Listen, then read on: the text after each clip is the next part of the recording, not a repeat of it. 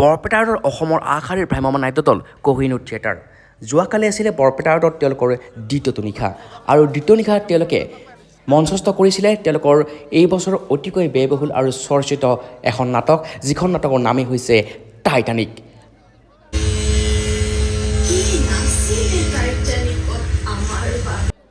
জনসমুদ্ৰত পৰিণত হৈছে বৰপেটা ৰোড।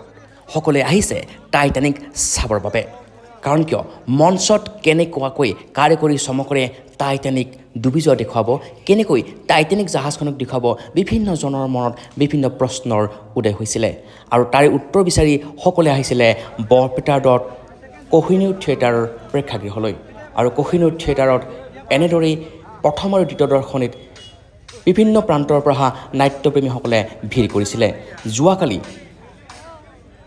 দেখি আছে আপোনালোকে এক পৰিৱেশ, এনেকুৱা ধৰণে প্ৰথম আৰু দ্বিতীয় দৰ্শনীত লোকালয় হৈ পৰিছিলে বৰপেটা ৰোড।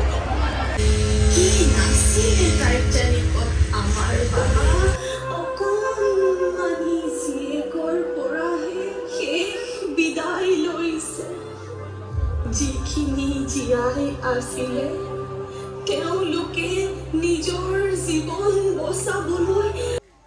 যোৱাকালি বতৰ খুবেই বেয়া আছিলে, তাৰ পিছতো শিলদল ভাঙি দৰ্শক আহিছিলে।